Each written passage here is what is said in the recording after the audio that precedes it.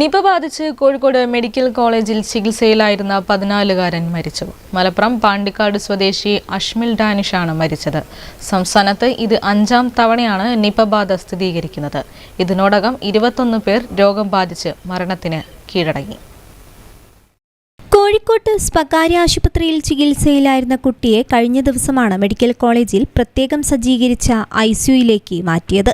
ഇന്ന് രാവിലെ 10:50-ന് ഹൃദയാഘാതമുണ്ടാകുകയും രക്തസമ്മർദ്ദം താഴുകയുമായിരുന്നു. ഒപ്പം ആന്തരിക രക്തസ്രാവവും ഉണ്ടായി. തുടർന്നാണ് മരണം സംഭവിച്ചത്. കഴിഞ്ഞ ദിവസം കോഴിക്കോട് വൈറോളജി ലാബിൽ നടത്തിയ പരിശോധനയിലും പുനെ വൈറോളജി ഇൻസ്റ്റിറ്റ്യൂട്ടിലെ പരിശോധനയിലുമാണ് കുട്ടിക്ക് നിപ്പ സ്ഥിരീകരിച്ചത്. 11 ദിവസങ്ങൾക്ക് മുമ്പാണ് കുട്ടിക്ക് പനി ബാധിച്ചത്. ആദ്യം പാണ്ടിക്കാട്ടെ ശിശുരോഗ വിദഗ്ധന്റെ അടുത്ത് ചികിത്സ തേടി. പനി കുറയാത്തതിനെ തുടർന്ന് സമീപത്തെ സ്വകാര്യ ആശുപത്രിയിൽ എത്തിച്ചു.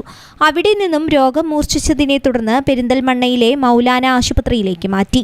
അവിടെ നിന്നും 19-ന് രാത്രിയോടെയാണ് കോഴിക്കോട്ടെ സ്വകാര്യ ആശുപത്രിയിലേക്ക് മാറ്റുന്നത്. ശേഷം കോഴിക്കോട് മെഡിക്കൽ കോളേജ് ആശുപത്രിയിലേക്ക് മാറ്റുകയായിരുന്നു. കുട്ടിയുടെ മാതാപിതാക്കളും അമ്മാവനും സുഹൃത്തും നിപ്പ ലക്ഷണങ്ങളോടെ നിരീക്ഷണത്തിലാണ്.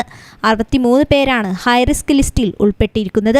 2018 മുതൽ ഇതുവരെയുള്ള കാലയളവിൽ 5 തവണയാണ് കേരളത്തിൽ നിപ്പ വൈറസ് ബാധ സ്ഥിരീകരിച്ചത്.